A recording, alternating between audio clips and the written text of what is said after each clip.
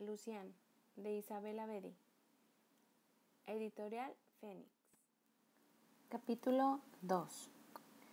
Desde muy lejos llegó a mis oídos el pitido del despertador. Se fue acercando y sonaba más exigente, más gritón, hasta que como una bronca me perforó la cabeza. Al retirar las cobijas me sentí como cambiada. El cuarto estaba a temperaturas árticas. En la mano aún sostenía el osito, aterida. Me fui hasta la ventana, que estaba abierta de par en par. Al mirar hacia la calle, lo primero que hice fue fijarme en el farol. Allá abajo, la plaza estaba vacía. Uno de nuestros vecinos salía de su casa en ese momento. Se metió en su coche y arrancó. Por la acera gritaba Lacey, el niño pequeño de la vivienda de la planta baja, porque se le había caído de la mano un pedazo de pan y, delante de unos árboles, un peludo perro callejero levantaba la pata. La calle se veía como cualquier otra mañana, pero ¿por qué esa vista cotidiana me afectaba más que ayer? El extraño había estado mirando directamente a mi ventana, lo que resultaba una imagen escalofriante recordándolo a la luz diurna. El hecho de que el lugar en torno al farol ahora estuviera vacío debería más bien tranquilizarme, pero no fue así. Por el contrario, moví la cabeza para liberarme de esa sensación de aturdimiento. ¿Qué me estaba ocurriendo? Supuestamente, la pesadilla me había sacado por completo de mis casillas. La soñadora de nuestra familia era más bien Spatz, a quien muchas veces llegaba incluso a envidiar por sus aventureros viajes nocturnos, mientras que yo, a la mañana siguiente, apenas si podía recordar haber soñado algo. Tenía que ser precisamente ese sueño el que se quedara con todos los detalles en mi recuerdo, cosas raras. Los colores de aquel cuarto se habían grabado en algún rincón de mi cerebro. Aquella felpada alfombra verde, el cobertor de coloridas florecitas, rojas, amarillas, moradas. Atormentada, me sonreí con ironía. Amiga mía, te estabas muriendo en un cuarto recubierto de madera con un florido cobertor y una alfombra de verde terciopelada. ¿A eso le llamas tener una pesadilla? ¿Qué diría Sus de todo esto? Me aparté de la ventana. Fui a la ducha y me metí bajo el agua caliente hasta que la llave se abrió más. El agua hirviendo me ayudó en realidad. Cuando salí del baño me sentí, no voy a decir como recién nacida, pero sí algo mejor. Me metí en los jeans del día anterior, me puse una camisa y una chamarra con capucha y fui a la cocina. Spatz, con su kimono negro, se encontraba sentada en el desayunador. Llevaba los cabellos en todas direcciones y sus pequeñas manos abrazaban un tazón de leche caliente. Por encima del borde del tazón me lanzó una de sus típicas miradas de Spatz, con las que podía contar novelas enteras, sobre todo en la mañana, cuando todavía estaba tan dormida que no podía decir ni una frase completa. Hoy su mirada decía más bien: Jane me ha contado lo que te pasó anoche, espero que estés mejor. Mi lugar en la mesa del desayunador ya estaba preparado. Jane era un ser matinal. A las 5:30 se ponía su atuendo para trotar, se daba una vuelta por el Elba y estaba lista para el día. Usualmente recibía a sus primeros clientes a las 7:30, como esta mañana. Quité el palillo clavado en mi pan de ajonjolí. En el extremo superior había un papel con un monigote dientudo y debajo decía: muéstrale a Tiger, el tigre, que eres. Miles de besos, mamá. No me quedó otra más que sonreír, sobre todo por el dibujo. Las habilidades pictóricas de Jane estaban al nivel de una criatura de 5 años. No te rías de tu pobre madre. Ha trabajado media hora y media mañana en esta obra de arte, decía la mirada de Spatz. Hice un intento por probar el pan y como el estómago no se me revelaba, coloqué encima una rebanada de salami y una tacita de ensalada de camarón. No tanto por hambre, sino por la esperanza de cambiar esa sensación de vacío en el pecho de la que no lograba deshacerlo. Mi clase comenzaba a las 8, pero salí de la casa un poco antes y crucé la calle. Apoyé la espalda en el farol frente a la casa y miré hacia mi ventana. Estaba en el cuarto piso.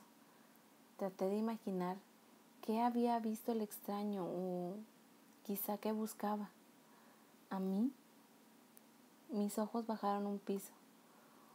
O a la señora Dukehurst, dije en voz alta, tratando de desechar el talante que me enervaba. Y de inmediato lo conseguí. La señora Dukehurst era una hipocondríaca de quien todos los vecinos se daban a la fuga por escaleta. El mes pasado nos agarró muy a tiempo a Spats y a mí, y durante media hora tuvimos que escuchar acerca de los peligrosos síntomas de una rarísima enfermedad de los ojos que supuestamente me había contraído. Cuando lo cerraba veía mosquitos danzantes y deduje que en cualquier minuto tendría un desprendimiento de retina. Varias veces por semana llamaba al médico a urgencias y una vez se diagnosticó por las buenas un desgarramiento del brazo. Me eché a reír y me marché decidida. Perfecto. La cosa queda del todo explicada. El tipo de anoche tuvo que haber sido alguien del servicio médico, que al borde de los nervios y protegido por la oscuridad, estaba explorando la mejor manera de despachar a la señora Dukehurst del otro mundo. Me fui al garage, saqué la bicicleta y un par de minutos ya iba camino a la escuela. Mi maestro de inglés estaba ya sobre la plataforma cuando entré en el aula. Se llama Morton Tiger, con su cabello gris entrecano, la frente alta y unos destellantes ojos azules, vivaces e inquietantes. Tenía algo de aristócrata inglés que venía a caer en la época equivocada. Como siempre, tenía un libro frente a la nariz, una taza de humeante café en la mano y llevaba un traje pasado de moda, gris oscuro con una pajarita de seda azul claro. De la bolsa del saco asomaba la cadena de oro del reloj de bolsillo, sin la cual nunca lo había visto. Que a mi susurro de "Good morning" le respondiera arqueando las cejas. Estaba muy acostumbrada. Pese a eso, su actitud me seguía fastidiando. Una cosa es no caerle bien a un profesor en cuya asignatura una es un fracaso, pero mi caso era todo lo contrario. El inglés, como se viera, no podía ser sino mi mejor materia porque, gracias a mi papá, había crecido bilingüe y, a diferencia de los demás, no lidiaba con el aprendizaje de las palabras. En la clase de Tiger había muchos a los que les costaba aprenderlas. No obstante, él no se ajustaba al plan de los estudios ni al contenido de los libros de texto, sino que leíamos relatos cortos o novelas, sobre todo de ciencia ficción, clásica o cuentos de terror, de escritores británicos. Cómo es que Tiger se permitía hacerlo era un misterio para todos nosotros. Al parecer, nuestra escritura o estricta directora no se atrevía a contradecir a este caprichoso maestro. Esta vez, cuando me senté en mi lugar junto a Sus, Tiger me observó por enésima vez por encima del libro durante más tiempo, y en su alta frente se dibujó un diminuto pliegue. «¡Dios mío!», exclamó Sus, que también se puso a mirarme de soslayo. «¿Desayunaste drogas? Te ves como si acabaras de echar las tripas vomitando». «Gracias, yo también te amo». Saqué de mi mochila las cosas para escribir. El salón de clase se llenó cuando Sebastián se acercó por mi mesa. La cosa estalló. «Hi, zombie. ¿Tuviste una bonita Ladies' Night?», me preguntó al pasar. El trato burlón que había dado en las últimas semanas más bien me hacía sentir remordimiento, pero hoy me enfurecí. «Leg Mitch», murmuré con los dientes apretados. «What an interesting remark, Miss Wolf».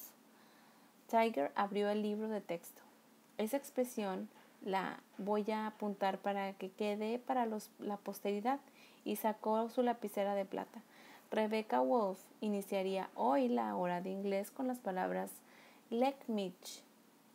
Los ojos claros de Tiger se clavaron en mí. ¿Cómo se dice lick Mitch en inglés, Rebecca? Kiss my ass, pensé, y me esforcé por adoptar una expresión de indiferencia. Eat my shirts. Escuché desde atrás, era la voz de Sebastián. Había vivido 5 años con su madre de Londres y luego se vino a vivir a Hamburgo con sus padres alemán. También Sought you booger me, escuchador. Encantador, más bien pensé. Sebastián, con eso basta por hoy, intervino Tiger, con su perfecto inglés oxfordiano, e hizo una señal benevolente hacia Sebastián. El inglés americano continuó con su odiosa mirada de soslayo hacia mí. Se diferencia del auténtico inglés británico sobre todo por la pronunciación y el vocabulario. Esta fina diferencia se extiende también hasta el habla vulgar, así que también aquí los americanos prefieren expresiones simples o tienen distintas formas o no han notado que su vocabulario algunos distintos giros del inglés británico, como el imaginario y literario Eat My Shirts, en contraposición al banal Kiss My Ass. A mi espalda oí como Sebastián se reía por lo bajo. La mirada de Tiger siguió colgada de mí, mientras que Sus me apretaba el muslo con la mano.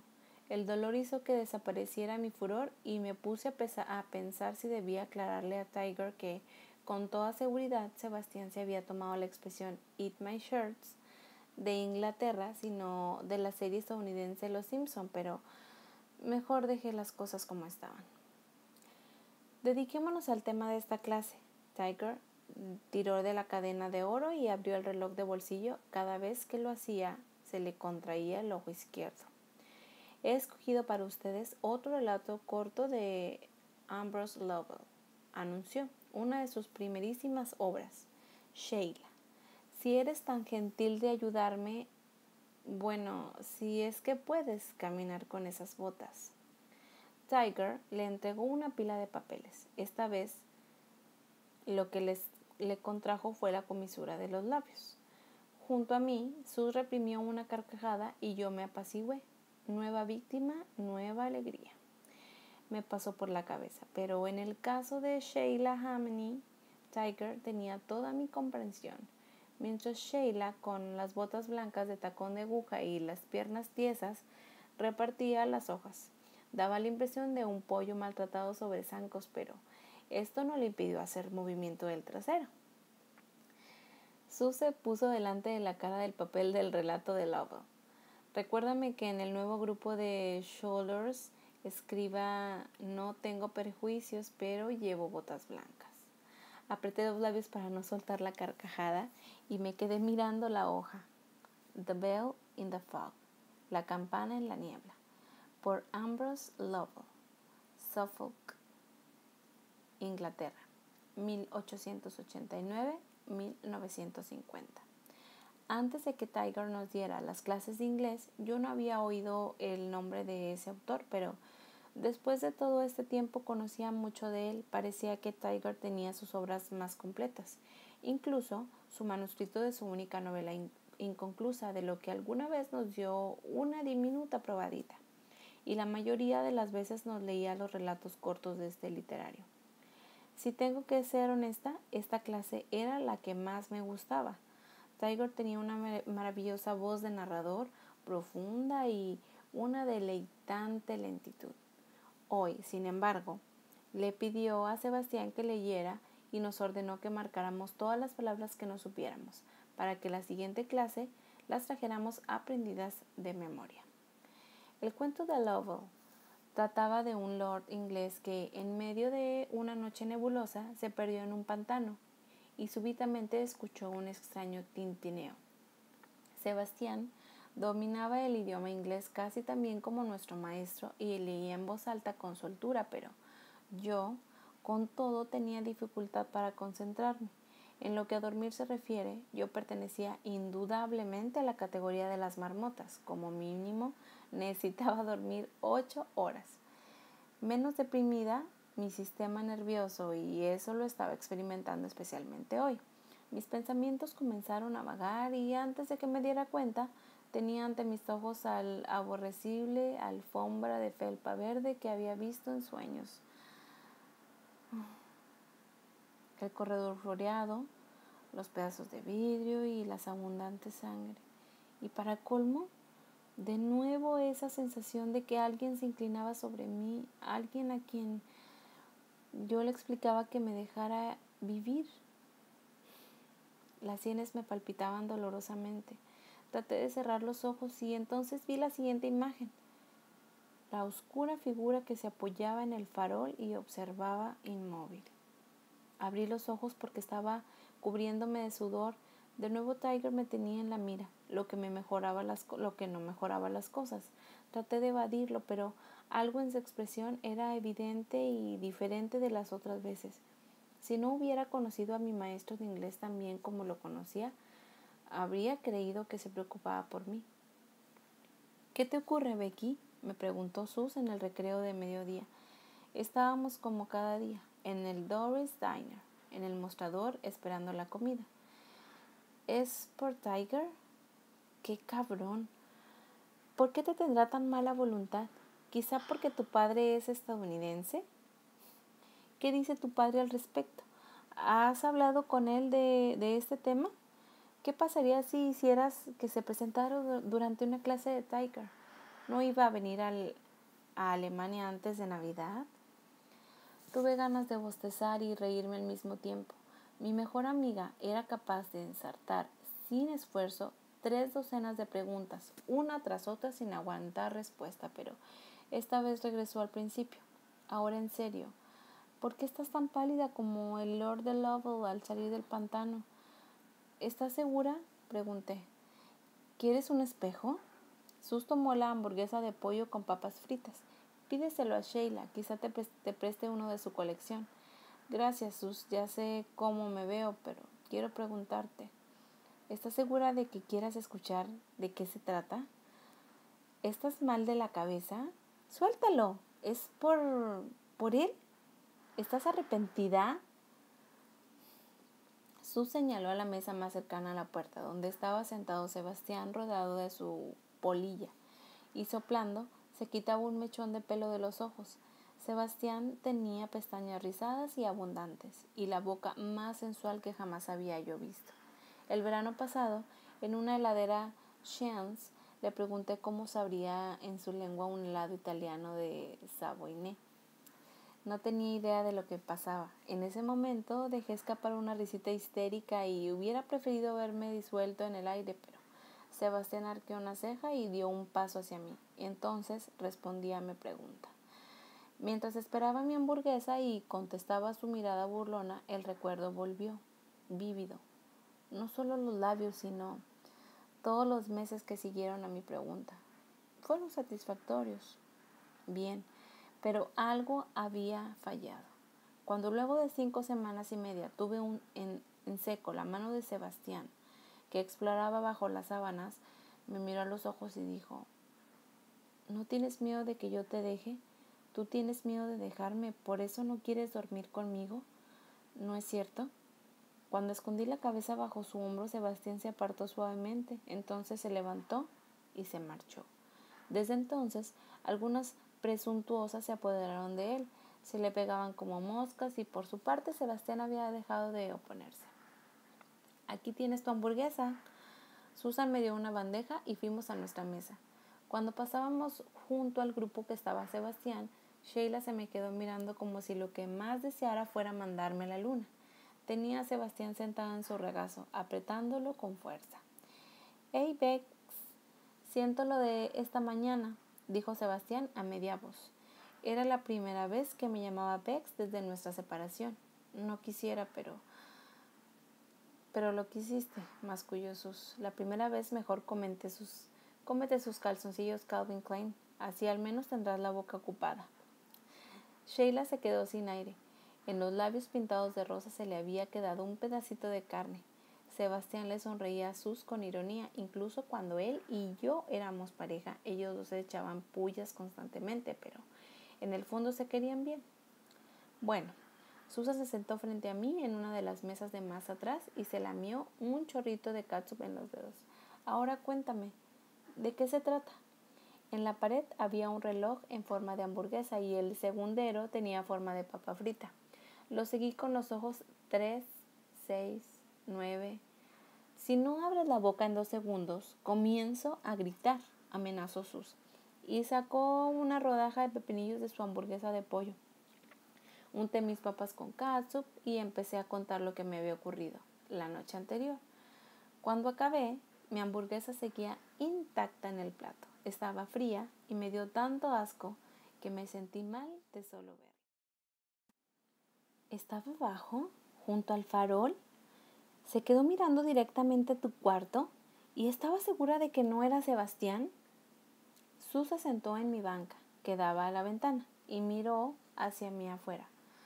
El otro lado de la calle, Sebastián ahora estaba en la clase de biología en la que la señora Donner, diminuta profesora con mejillas como de hámster y chongo gris, seguramente estaría hablando de su tema favorito, las drogas legales e ilegales. Sus me había convencido de que nos saltáramos las últimas horas de clase, lo que es más fingido la voz. Había llamado a la secretaria para disculparnos por faltar a clase. Segurísimo, me escuché decir. Becky, esto es tan espantoso. ¿Quién se queda por la noche delante de las ventanas ajenas y observa a los que viven en las casas? Sus se entrometió. Sin más rodeos, había atribuido mis pesadillas a una sobredosis de strudel de manzana, pero el extraño personaje del farol daba alas a su fantasía. Quizás ese vagabundo es alguien que hace poco escapó de la cárcel, musitó con los ojos abiertos como platos. ¿A quién te refieres, por favor? Sí, lo sabes, dijo Sus, y se puso a morder nerviosa uno de los mechones de su pelo. Ese trastornado que llevaba una media rosa como máscara, ¿recuerdas? Del que hablaron la semana pasada en el Mopo. Sube por las noches de las casas de las mujeres solas y se sienta al borde de las camas mientras duermen. Las acaricia las mejillas y cuando abren los ojos, todavía medio dormidas, entonces... ¡Sus! Grité fuera de mí. ¿Puedes dejar de hablar de estas estupideces? Escucha, no me vas a dejar dormir esta noche. Arrastré a mi amiga lejos de la ventana. Era asombroso. En todo el día yo no había dejado de pensar en la pesadilla o en esa extraña figura debajo de mi ventana. De alguna manera me parecía que estaba comenzando a cometer un error serio al contarlo en voz alta, pero todo el asunto daba la impresión de ser cadena de raras casualidades, pero no lo era. No era para mí. No con esa sensación de que yo sentía en el pecho. Ese vacío que no lograba explicarme. Mejor cuéntame cómo te fue ayer en el ensayo de la banda, le sugería Sus. Mi amiga, con un hondo suspiro, se dejó caer en el puff y el tema de la siguiente hora fue Dimo Jamal, vocalista de la banda de la escuela en el Doctor No, y las hermanas enfermas, y el sueño de las noches insonantes de Sus. Según yo, ese Dimo era un estúpido bastante arrogante, pero sabidamente esta opinión solo la guardaba para mí. Sus ni siquiera me habría escuchado. Hace 3 meses, Dimo había escogido a mi amiga como corista y desde entonces Sus acudió a clases de canto y consideraba seriamente la idea de someterse a una operación estética. Para mí era un enigma porque las personas, en cuanto estaban en un poder hacerlo, se sometían a intervenciones tremendas sin pensarlo en un minuto. Por ese lado, Sus había tenido la suerte de estar tan bien dotada como Sebastián en lo que se refiere al buen aspecto. Físicamente, Sus era muy diferente a mí, lo cual no quiere decir que junto a ella yo me sienta como el patito feo, pero con mis redonderas caderas, bien tornadas piernas y prominente busto, era yo probablemente la pesadilla viviente de todas las anoréxicas. Y mientras, al igual que mi padre, Era de pelo negro y ojos castaños. Sus era de un rubio que tiraba a casi blanco, producto de la belleza Polanyi. Rizos en espiral, ojos color verde claro y el cuerpo de una ninfa. El único defecto de Sus lo conocíamos 4 personas en el mundo: su ginecóloga, su madre, Jane y yo.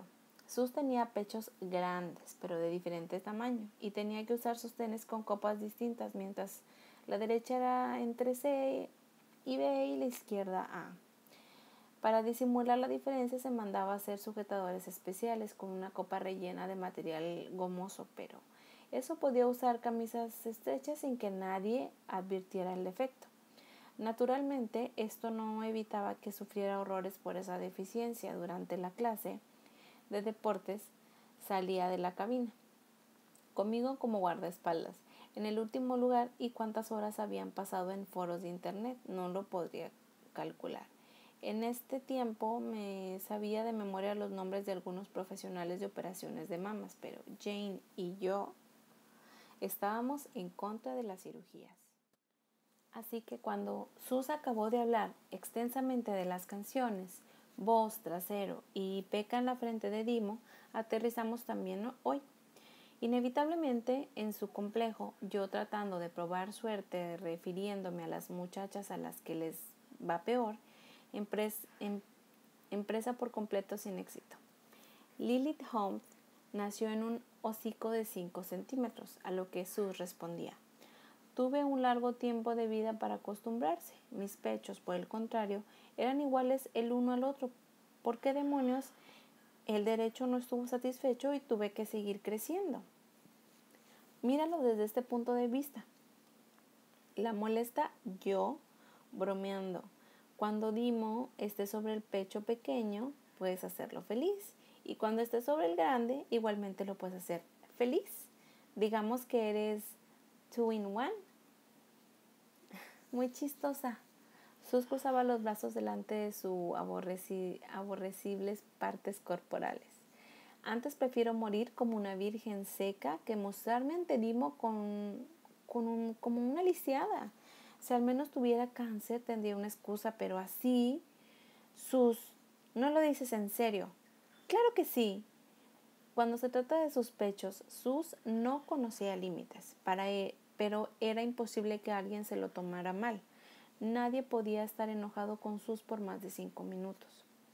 Una vez que se hubo tranquilizado, navegamos por YouTube, escuchamos el último CD de Cooley, Still Hard, y escribimos en el celular de las madres de Sus un llamado de socorro a su asesor fiscal. Ambos mantenían una relación desde hace 6 meses, por eso se había marchado de la casa del padre de Sus, y ésta odiaba el nuevo hombre de su madre como al peste. Querido, se me descompuso el coche, me dictaba Sus, porque yo marcaba las letras con más rapidez. Me encuentro en la caseta de la primera salida hacia Hanover. La grúa de la sociedad de automovilistas tardará 3 horas. ¿Puedes venir a sacarme de apuros? Me muero por verte, tu caracolita. ¿Caracolita? Me desternillaba de risa. La madre de Sus era delgada como una vara y daba seminarios para ejecutivos de Hanover sobre administración del tiempo. ¿Él la llama Caracolita? ¿Y dónde está ahora en realidad? Enferma en casa, dijo Sus con irónica sonrisa triunfal. Me arrancó el teléfono de la mano y presionó enviar. Te apuesto a lo que quieras a que en 10 segundos tenemos la respuesta. Sus dejó el teléfono sobre la palma de la mano y ahí apareció la respuesta. Voy en camino, no te muevas de donde estás. El salvamento llega, tu semental de números.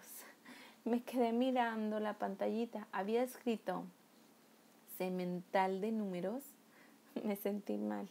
Dije a Sus. En silencio le di gracias al cielo por haberme ahorrado problemas familiares como esos. Sus realmente tenía preocupaciones más serias que 2 senos diferentes, pero me alegra que, al menos en este caso, se la tomara con humor. La idea de que el semental de números de Caracolita ahora se hubiera subido a un deportivo y a 200 kilómetros por hora corriera hacia Hanover, hacia que bramáramos. gritáramos de la risa.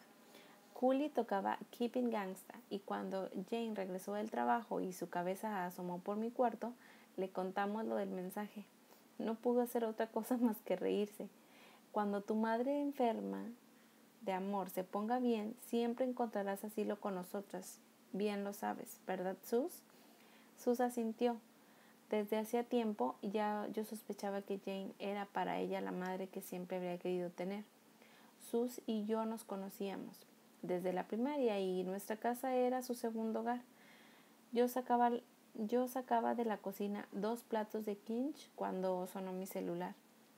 Al otro extremo estaba el padre de Sebastián, quien tenía un negocio de servicios de banquetes, y Sebastián apenas había empezado a trabajar con él a principios de año. Yo ayudaba en las tardes o los fines de semana, pero hoy no había ningún evento en mi calendario. «Qué suerte que te encuentro», dijo el padre de Sebastián. Su voz sonaba de aliento como si estuviera a punto de un infarto. «Tenemos una inauguración, un cliente súper importante. Una de las meseras está enferma. ¿Puedes sustituirla?» La tienda se llama Like Sun. Está en la calle Gross Elf, en el conjunto Steelwork, a las 19 horas. Pago el doble por hora. No se acepta un no por respuesta. ¿Qué dices? Le dije que sí, aunque todavía tenía los huesos de lo de la noche anterior y hubiera querido acostarme temprano, pero el hombre sonaba tan desesperado que no tuve corazón para decirle que no. Cuando Sue se fue, tomé una ducha, esta vez helada. Le dije a Jane que regresaría como a las 11 y me puse en camino. Like Sun era, como dice su nombre, una casa de lámparas en Steelwork, un centro comercial bastante elegante junto al mercado del pescado. Los invitados ya estaban llegando. El padre de Sebastián me echó encima el uniforme que había escogido el cliente y me cambié en el baño. Falda negra y corta, escote profundo y delantal blanco, tacones altos. ¿Qué tal? ¿No había algo más de mujerzuela? Pero estaba demasiado fatigada para enfadarme. Cuando me miré en el espejo, me asusté de mí misma. Tenía los ojos enrojecidos y me ardían. La piel la tenía de una blancura de queso y mi más bien redondo rostro parecía caído. Me pellizqué los cachetes y me dispuse al trabajo. Los invitados eran hombres y mujeres cuarentones, que Spatz habría colocado en la gaveta mocosos nuevos ricos. Iban de un lado para otro o estaban sentados en sofás de terciopelo rojo o en taburetes cromados de bar o aguardaban a que 2 meseras y yo pasáramos con bandejas. Junto al mostrador comenzó a tocar un conjunto, un dueto de cantantes con atuendos sexys entonaron como un pequeño tributo la canción Love Light del grupo ABBA. Y las luces de la tienda, que a este momento se habían mantenido en una cómoda penumbra, se prendieron del todo. Centenares de lámparas de diseñador se robaron una a otras el show. Lámparas de pared, de pie, de mesa, colgantes y de todos los tamaños y formas. Las deslumbrantes luces se clavaron en mis nervios y la cantidad de gente tampoco mejoraban las cosas. En todo este tiempo la tienda, un gigantesco loft con piso también empedrado y el techo alto, se había ido llenando de gente hasta quedar atestada. Apretando los dientes, serpenteaba por la multitud. Ya solo por mi atuendo había ganado 3 veces más. Los zapatos me apretaban, la ropa me raspaba y un calvo con traje de 1000 rayas miró sin recato alguno dentro de mi escote, mientras tomaba de mi bandeja huevos marmoleados, albondiguillas chinas y brochetas de camarón. De lo que me daban ganas era de estrellarle la bandeja en la calva. Si existiera el limbo, tipos como este estarían en primera fila, pensé con repugnancia. ¿Qué tanto mira? ¿Tiene que ver conmigo?, me susurró al oído la pequeña mesera pelirroja cuando nos cruzamos. Furiosa, iba a decirle que no con la cabeza cuando advertí que no estaba mirando al pelón, sino en otra dirección. Y ahí estaba de nuevo, aquella rara sensación de tranquilidad. En lo hondo de mi interior lo sentí antes de verlo en él. Estaba apoyado en una de las paredes de un rincón al fondo de la tienda. De inmediato reconocí el rostro pálido y el pelo negro. Ahora vi que era joven, quizá un poco mayor que Sebastián, pero no mucho. Cerca de él no había nadie. La gran lámpara de pie que estaba a su izquierda tenía forma de árbol, y las luces, que eran como docenas de diminutas hojas de vidrio blanco, colgaban de ramas y ramitos metálicos. Y mientras los demás invitados iban de un lado para otro gestionando, se metían algo de comer a la boca. La actitud del otro era de la calma completa, como si pasara por un pintor invisible. Tampoco su mirada se movía, se dirigía exclusivamente hacia mí, como si en esa tienda no hubiera nadie más que yo. ¿Quién es ese?, musitó mi colega. Pero nada tiene aspecto de invitado. Dios, parece que lo hubieran desguazado. Y soltó una risita. Pero es algo sexy. ¿Cómo llegó aquí? Quise decir algo, pero las palabras no me salieron de la garganta. Era pequeño, casi sutil, pero de una forma y maneras felinas. Su cabello profundamente negro estaba un poco desordenado. Sus rasgos eran muy angulosos. Llevaba un suéter negro que tenía una rotura en el codo y los desgastados jeans apenas le llenaban las caderas. Pero deshuesado no era la palabra adecuada. Se veía pequeño, extraño, de otro modo. Mi mirada se deslizó de nuevo hacia su pequeño rostro. Seguía mirando de hito en hito. No podía distinguir sus ojos, eran castaños o azules, pero desde donde estaba podía adivinar las hondas sombras bajo ellos. Sus pómulos eran protuberantes y de repente me pasó por la cabeza una tonta encuesta que habíamos encontrado Sus y yo en el internet. Hey chicas, ¿les parece sexy los jóvenes de mejillas huesudas? En este caso, sí, pero no tenía nada que ver con su aspecto, ¿o sí? También su apariencia, pero esto era otra cosa, una intensidad rara y casi febril, una inquietud que irradiaba, aunque no se moviera de su lugar. Hasta ahora había sentido frío por el cansancio, ahora sentía calor. Las dos chicas de la banda cantaban Everything Around You is Love Likes. You're shining like a star in the night when they lay you up of my mind.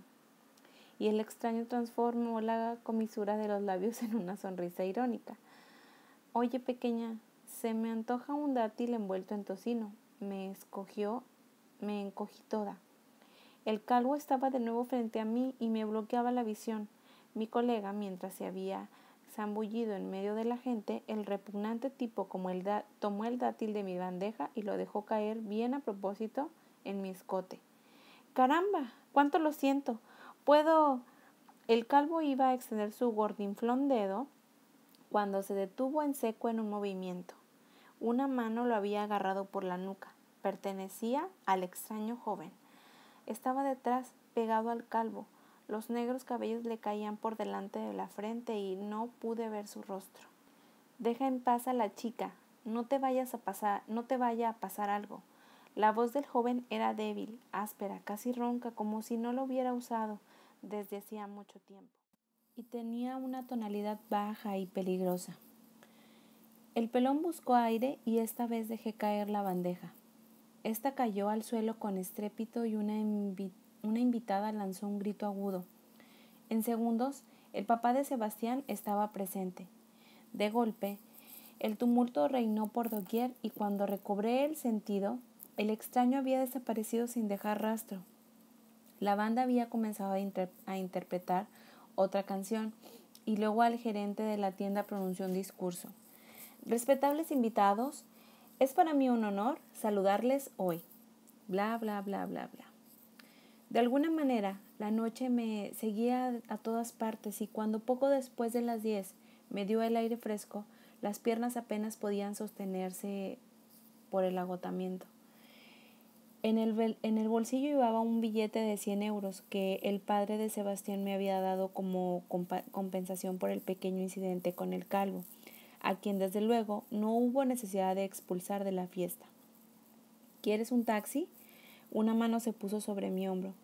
Esta vez fui yo quien gritó. Junto a mí estaba Sebastián y, sonriendo, retiraba sus claros cabellos de la frente. Mi susto fue mayor que la sorpresa de ver aquí a mi exnovio. ¿Estás loco al escabullirte así? ¿Quieres matarme? Su sonrisa se agrandó. Al contrario, me llamaron para que te salvara. Mi padre me habló hace un momento para pedirme que te lleve a casa y así no te secuestre otro hombre extraño. Así que vamos, súbete. Sebastián me pasó el casco y poco después me senté detrás de él con la Vespa.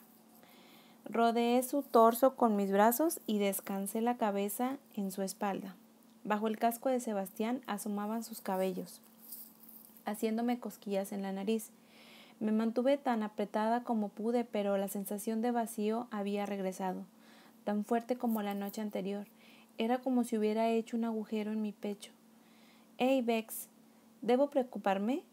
¿De veras no te ves bien?», dijo Sebastián cuando llegamos a la puerta de mi casa y me disponía a despedirme.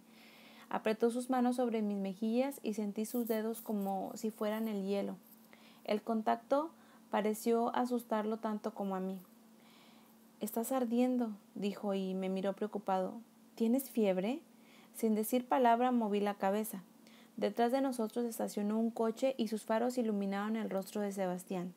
Era la primera vez que volvíamos a vernos tan de cerca. Su mirada me escudriñaba y supe que buscaba otra cosa. Se lo habría dado con gusto, pero no podía, al menos después de lo que había pasado hoy. Mi ventana estaba oscura y de nuevo me inundó el pánico de pies a cabeza. Con suavidad, casi sin que lo tocara, pero bastó para dejarme decir algo, que era terriblemente injusto. «Sebastián, ¿duermes conmigo esta noche?». Hasta aquí el segundo capítulo de Lucián de Isabel Avedi. Nos escuchamos en el siguiente. Bye.